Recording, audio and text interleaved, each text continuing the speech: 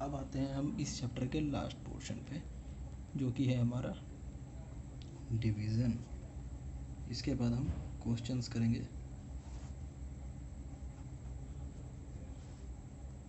Okay,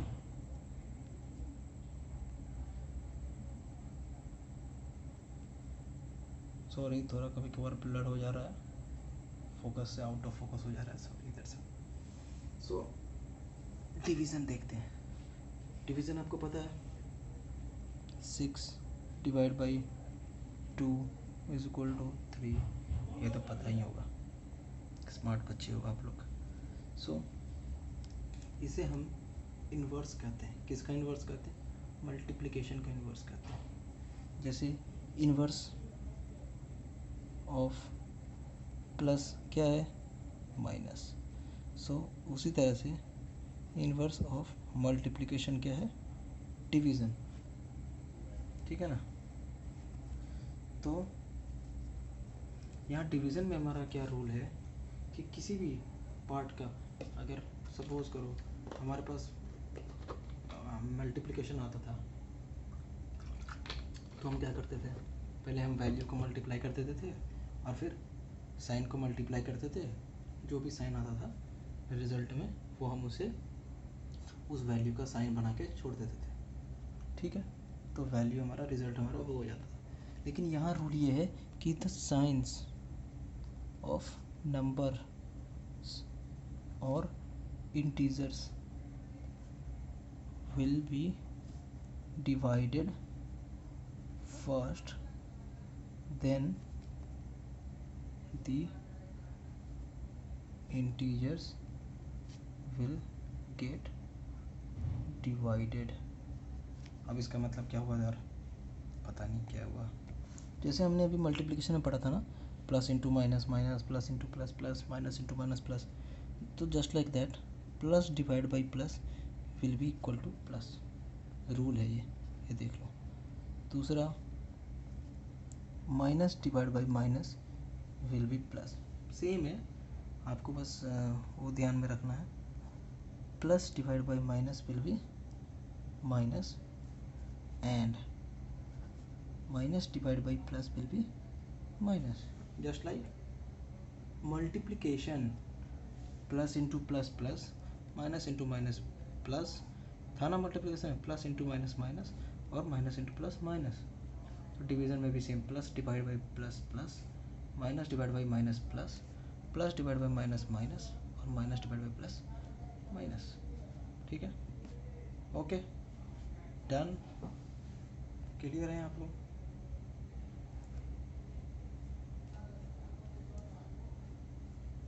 हमारे time पे हम क्या करते थे ना, हमें याद करने का क्या तरीका था, हम लोग क्या करते थे, जिसमें अब ये सपोज़ करो ये डबल डंडा, इसमें भी डबल डंडा, इसमें भी, तो हमारा जो रिज़ल्ट होगा वो डबल डंडा ही होगा।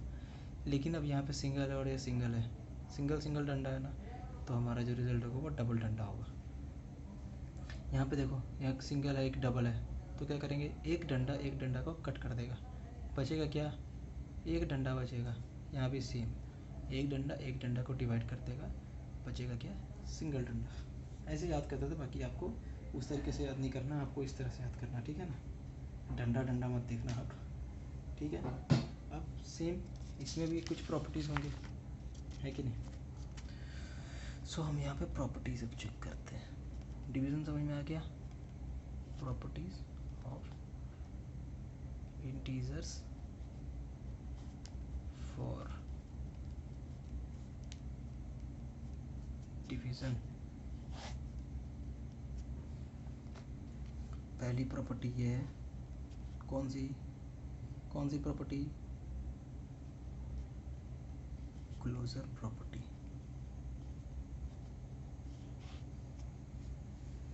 यहाँ पे क्या करते थे, यहाँ पे a divide by B will be integer, लेकिन यहाँ पे इंटीजर है क्या? नहीं, will not be the integer. Example check कर ले। सपोज करो a का वैल्यू है, सॉरी यहाँ पे विल नॉट बी इंटीजर, मे और may not be, it may equals to integer or may not equals to integer. Okay, like if we put a is equal to 4 and b is equal to 2, then a upon b is equal to 4 upon 2, that will be equal to 2. So here it is integer.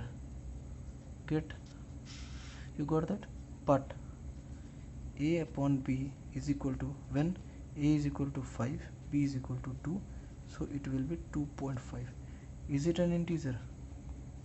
No, not an integer. This is a fraction and this is a decimal. This is a fraction and this is a decimal. Okay, so ये integer नहीं है, integer का division है लेकिन integer नहीं है. सो यहाँ पे क्लोजर प्रॉपर्टी हमारी वर्क नहीं करती. ठीक है, दूसरा देखते हैं. दूसरा हमारा क्या था? दूसरा प्रॉपर्टी हमारा क्या था? Commutative property. कॉम्यूटेटिव प्रॉपर्टी में क्या करते थे हम वैल्यू को क्या जो पोजीशन है वो इंटरचेंज कर देते थे. लाइक ए बाई बी, सो यहाँ पे हमारा b बाई ए होता था, होगा ना, ए की जगह b की जगह ए. अब हम पुट करके देख लेते हैं इसका वैल्यू. सीधा सीधा एग्जांपल ले लेते हैं. a is equal to 4, b is equal to 2. तो 4/2, ये देखिए आप, अब ये दिख रहा है.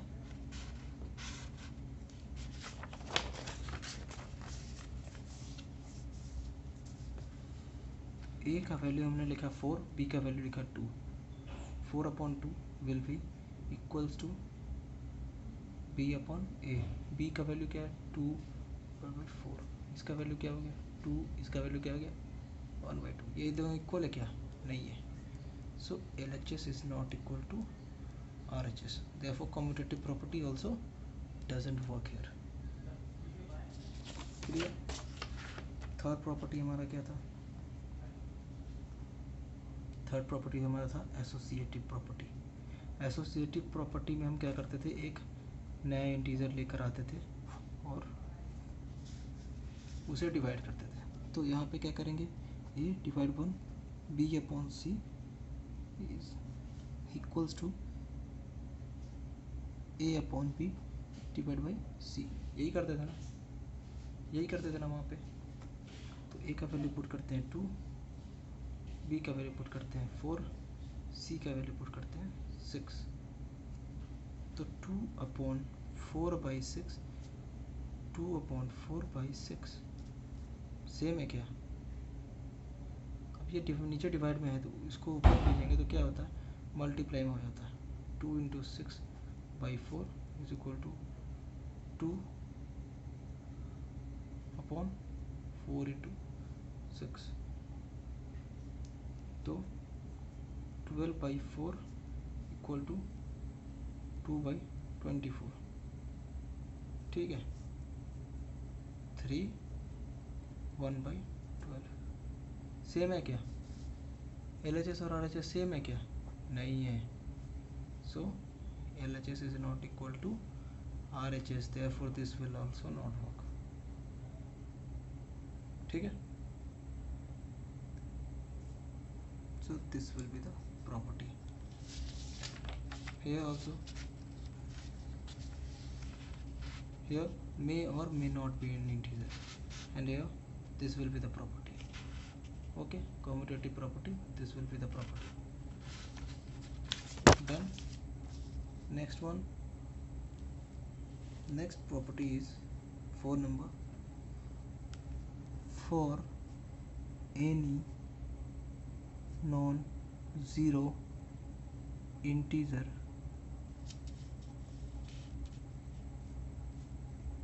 ओके, अगर हम किसी एक इंटीजर को उसी से डिवाइड करते हैं तो वैल्यू हमेशा 1 आएगा. ठीक है. जैसे एग्जांपल 5 को हमने 5 से डिवाइड किया, क्या आएगा? 1 आएगा. 2 को हमने 2 से डिवाइड किया, क्या आएगा? 1 आएगा. 1000 है, उसको हमने डिवाइड किया 1000 से, क्या आएगा? 1 आएगा. So for any non zero integer, if we will divide the integer by itself, it will give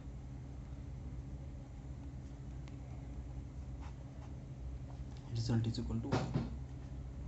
ठीक है, अब इसी में एक और चीज़ देखते हैं। अगर हम किसी इंटीजर को 1 से डिवाइड कर दे तो वैल्यू सेम आएगा।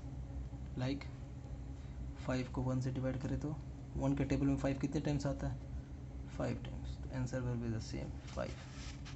ये हम पहले भी देख चुके हैं। लेकिन यहाँ पे हम क्या बताना चाह रहे हैं आपको कि अगर हम 0 है उससे डिवाइड करें किसी नंबर से, लाइक इसका आंसर क्या आएगा? 0 आएगा।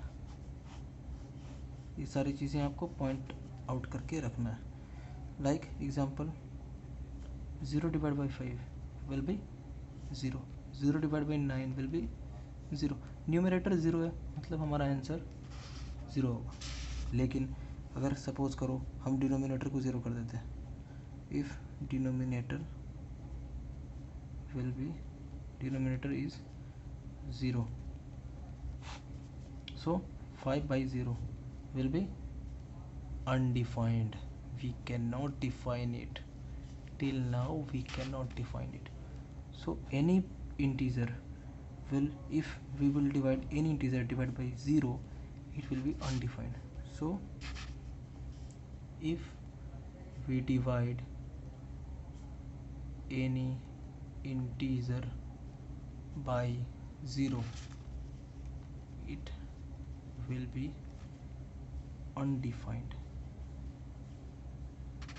except, and no, not exception, if we will divide 0 upon 0 भी, ये भी, इसे हम एक और टर्म बोलते हैं इनडिटरमिनेट। कहते हैं इसे 0 ही है लेकिन ये इनडिटरमिनेट फॉर्म होता है। ओके, तो ये आपको आगे पढ़ने को मिलेगा जब आप हाई स्टैंडर्ड्स में जाएंगे। अभी के लिए आपको बस ये याद रखना है कि any number, any integer, if you will divide it through 0, the value will be undefined. If we will divide any integer, if we will divide 0 by any integer, the value will be 0। If we will divide any integer by 1, the value will be itself. Okay, division समझ में आ गया। तो अभी तक हमने जितने भी videos अभी तक हमने किए हैं, तो इसमें मैंने पूरा इंटीजर कवर करने की कोशिश की है। उसमें हमने क्या क्या पढ़ा है अभी तक? एडिशन पढ़ा है, सब्ट्रैक्शन पढ़ा है, मल्टीप्लिकेशन और डिवीज़न पढ़ा है।